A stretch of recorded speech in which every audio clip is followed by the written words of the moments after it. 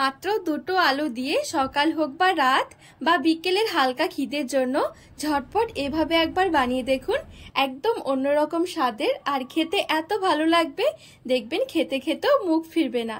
এতটা নরম তুলতুলে হবে যে মুখে দেওয়ার সাথেই মিলিয়ে যাবে। এত অল্প সময়ে এত সুন্দর যে একটা রেসিপি বানিয়ে নেওয়া যায়, না দেখলে বিশ্বাসই হবে না। এভাবে শুধু একবার বানিয়ে দেখুন, দেখবেন বাড়ির সবাই রোজ বানানোর আবদার করবে, আর যাকে বানিয়ে খাওয়াবেন একবার হলেও প্রশংসা করতে বাধ্য হবে। নমস্কার বন্ধুরা, নতুন একটা পর্ব দেখার জন্য আপনাদের সকলকে স্বাগত জানাই। আজকে মাত্র দুটো আলু দিয়ে ভীষণ মজার, মুখে লেগে থাকার মতন একটা রেসিপি তৈরি করে দেখাবো, যেটা সকাল হোক বা বিকেল বা রাতের জন্য ভীষণ মজার খেতে, আর বানানো একদমই সহজ।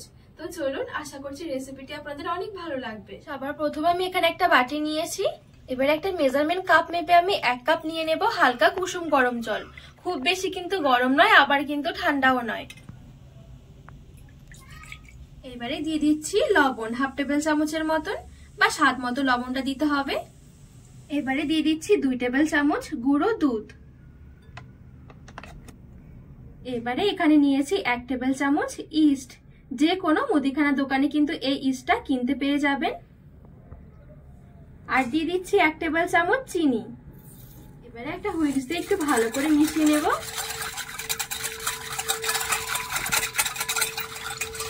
তো এখানে আমি খুব ভালো করে একটা হুইস্ক দিয়ে নেড়েচেড়ে মিশিয়ে নিয়েছি। যদি আপনাদের হাতের কাছে ইস্টটা না থাকে, তাহলে কিন্তু ইস্টের পরিবর্তে 1 টেবিল চামচ বেকিং পাউডার দিতে পারেন। এবারে দিয়ে দিচ্ছি মেজারমেন্ট কাপের 2 কাপ ময়দা। এবারে হাত দিয়ে ভালো করে মিশিয়ে নেব, আর মিশিয়ে একটা ডো মেখে নেব।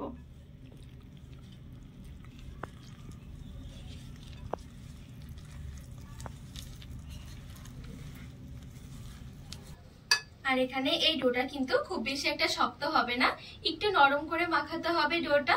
তো জলের পরিমাণটা ঠিক রাখতে হবে। যদি 2 কাপ ময়দা হয়, 1 কাপ লাগবে জল। ময়দাটা একটু মেপে নেবেন, তাহলে জলের মাপটা দিতে সুবিধা হবে। আর এই পর্যায়ে দেখবেন মাখার সময় হাতের মধ্যে এরকম একটু চিটচিটে হয়ে লেগে যেতে চাইবে। এই পর্যায়ে আমি নিয়ে নেব 1 টেবিল চামচের মতন সাদা তেল। এবারে তেলটা দিয়ে একটু ভালো করে মেখে নেব। তেলটা দিয়ে মাখতে মাখতে দেখবেন ডোটা অনেক বেশি সফট হয়ে যাবে, আর হাতের মধ্যেও চিটচিটে হয়ে লেগে যাবে না। আর এই পর্যায়ে কিন্তু ডোটা একটু ভালো করে মেখে নিতে হবে। তো এই দেখুন, এখানে আমি ডোটা খুব সুন্দরভাবে মেখে নিয়েছি। এবারে উপর দিয়ে আমি আরো 1 টেবিল চামচের মতন তেল দিয়ে ভালো করে এভাবে করে একটু বুলিয়ে নেব। এটা কিন্তু একটু ফুলবে। এবারে ঢাকা দিয়ে 15 থেকে 20 মিনিটের জন্য একটু ঢেকে রেখে দেব। আর এই 15 থেকে 20 মিনিটের মধ্যে দেখবেন এই ডোটা ফুলে পুরো ডবল হয়ে যাবে। এবারে এদিকে আমি নিয়েছি আলু, আর আমি এখানে দুটো মিডিয়াম সাইজের আলু এরকম একটু পাতলা পাতলা করে কেটে খোসা ছাড়িয়ে তারপরে সেদ্ধ করে নিয়েছি। এবারে এই আলুগুলোকে আমি হালকা করে একটু ম্যাশ করে নেব।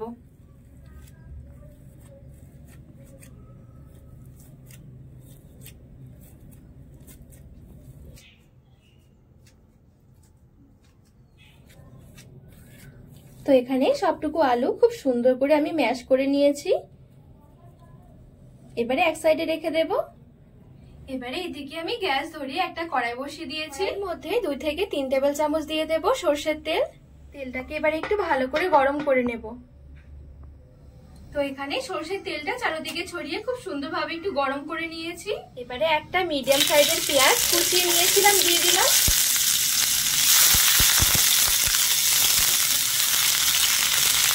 পেঁয়াজটা হালকা আছে একটু ভেজে নেব। পেঁয়াজটা হালকা আছে ভাজতে ভাজতে আমি শিলপাটা একটু আদা নিয়েছি, আর নিয়েছি 4টে মতন রসুন, দিয়ে দিচ্ছি 2টো কাঁচা লঙ্কা। এবারে শুধু একটু থেতো করে নেব।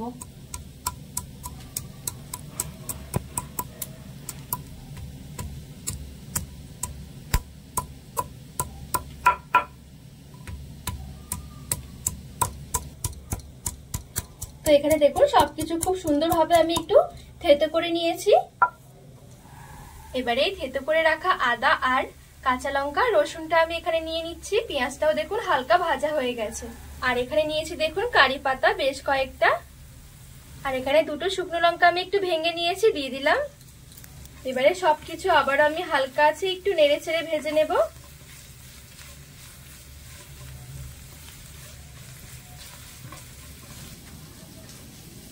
আর এই পর্যায়ে দেখবেন দারুণ সুন্দর একটা সেন্ট বেরোবে। আর অবশ্যই করে কিন্তু মশলাগুলো হালকা আছে ভাজতে হবে, পুড়ে গেলে কিন্তু টেস্টটা একদম নষ্ট হয়ে যাবে, খেতে একদমই ভালো লাগবে না। তো মশলাগুলো ভাজতে ভাজতে দেখুন একদম হালকা একটা কালার এসে গেছে। এর বেশি কিন্তু মশলা আর ভাজা যাবে না। পর্যায়ে দিয়ে দিচ্ছি লবণ। লবণটা দিতে হবে আলুর পরিমাণ বুঝে।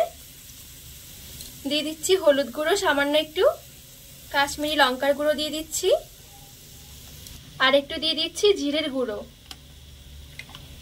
আর হাফ টেবিল চামচের মতো নিয়েছি মিট মশলা। অবশ্যই মিট মশলাটা দেওয়ার চেষ্টা করবেন, তাহলে খেতে অনেক বেশি ভালো লাগবে।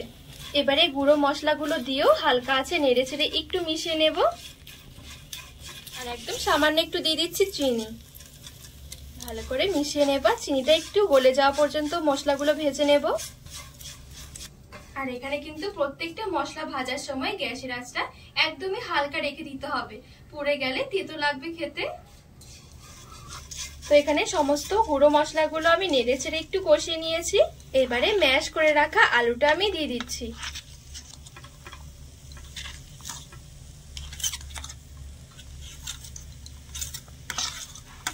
এবারে ভালো করে মিশিয়ে নেব।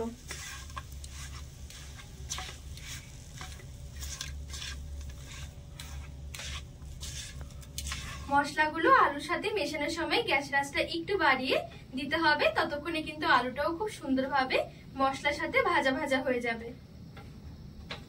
তো এখানে 2 থেকে 3 মিনিটের জন্য একটু নেড়ে ছেড়ে সবকিছু আরো ভালো করে একটু ভাজা ভাজা করে নিয়েছি।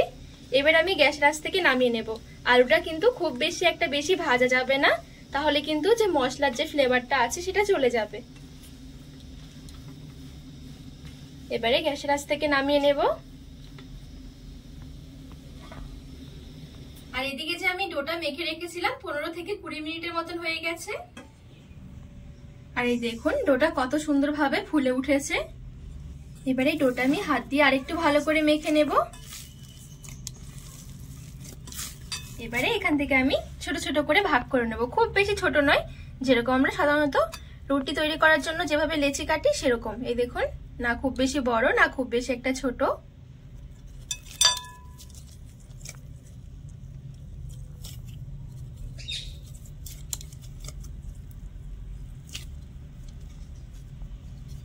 তো এখানে দেখুন সমান ভাগে আমি ভাগ করে নিয়েছি। এবারে এখান থেকে আমি একটা লেচি নিয়ে নিচ্ছি। এবারে হাত দিয়ে এভাবে করে একটু চ্যাপটা করে নিচ্ছি।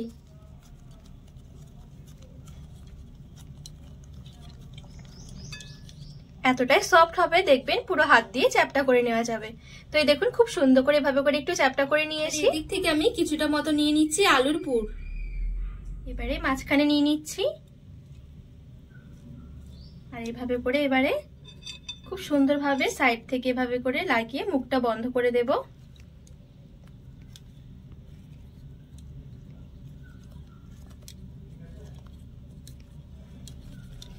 হাতে একটু গোল করে নেব। এই দেখুন এবারে একটু চ্যাপটা করে নিচ্ছি। এই দেখুন এবারে একটা থালার মধ্যে নিয়ে নিচ্ছি, আর থালার মধ্যে রাখার আগে একটু তেল মেখে নেবেন, তাহলে ওঠাতে খুব সহজ হবে। বাদ বাকিগুলো ঠিক আমি একইভাবে রেডি করে নেব।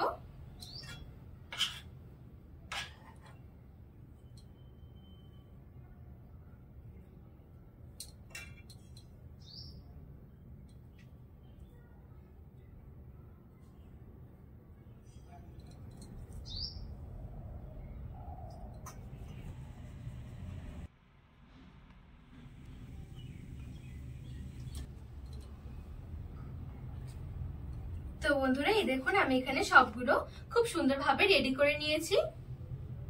এবারে চলুন আমি এই টিফিনগুলো সেঁকে নেব। এবারে তো কড়াই বসিয়ে দিয়েছি গ্যাস ধরে। এবারে আমি এই শুকনো কড়াইয়ের মধ্যে দিয়ে দিচ্ছি সামান্য একটু ঘি। ঘিয়ের পরিবর্তে চাইলে বাটারও দিতে পারবেন। এবারে চারিদিকে ছড়িয়ে একটু ভালো করে গরম করে নেব।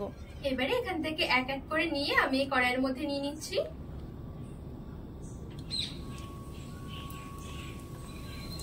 তো তো এখানে আমার 3টে মতন ধরেছে, তো সেই জন্য 3টে দিয়ে দিচ্ছি।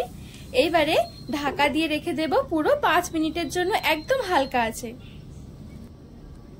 যখনই 5 মিনিট হয়ে যাবে তখন দেখবেন হালকা এরকম ফুলে উঠবে। এবারে উল্টে দেব, উল্টে ওই পিঠটাও ঠিক আমি একভাবে একটু সেঁকে নেব।